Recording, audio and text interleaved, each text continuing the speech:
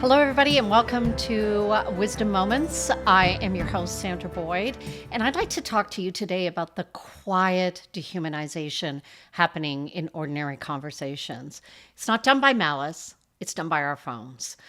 I recently had a conversation with a really sharp, curious young woman. I was enjoying it. She's extremely intelligent. And at the beginning of the conversation, there was a lot of excitement and exchange going on. And then all of a sudden, she pulled out her phone and started fact checking everything I said. Now, to be fair, this was about statistics at the beginning, and it was about a specific research paper of women in the workplace. However, it became almost like she was looking it up and then reading back to me everything that the research paper that I was talking about was saying. Our conversation, of course, started going off in other directions as it does. And I mentioned that I was moving and that I was selling my house. She immediately asked for my address and looked my home up online and went through the pictures as I was sitting there. I don't know why, but I just met this person. I found it intrusive. But we went on with the conversation and I went, okay, curious and young.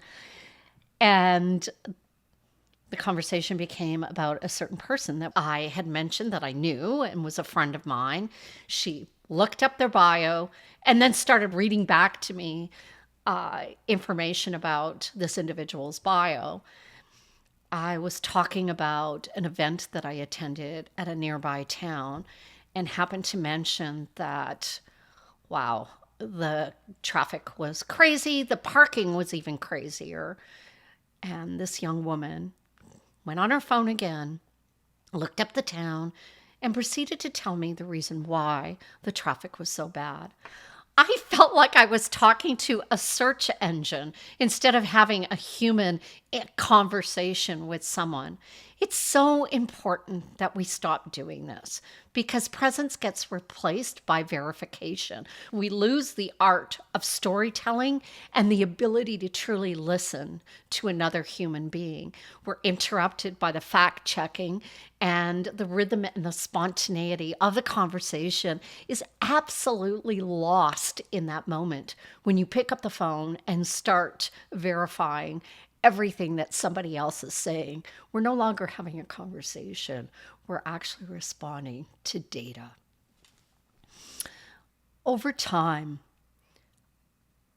the conversation became so transactional that I lost my ability to feel curious in the moment. I saw that the conversation, and this happens, it does happen, was losing its nuance, its humor. And, I was on alert. And instead of saying at one point, I don't know the answer, I was kind of in the mood that I didn't want to be wrong. I needed to be right. So I was looking up the information as well. Not good. Not good. So let's take a few simple steps to restore the human conversation or the art of the human conversation. Simple things like put your phone out of reach or try putting your phone away completely. Keep it in your purse or keep it wherever. And you can always say, oh, that's an interesting fact or an interesting stat.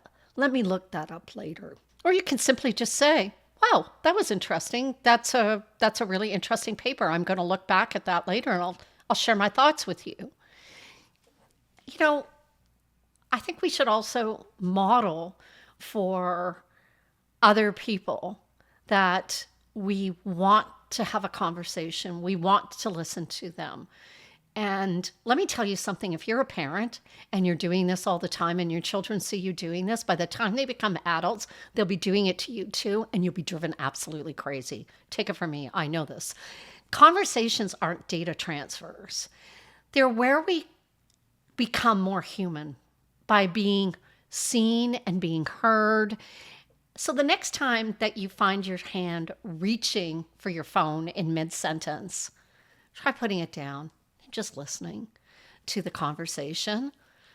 Thank you so much for listening to a wisdom moment, please like, subscribe, and share your story and your thoughts with me. Have a great day, everybody.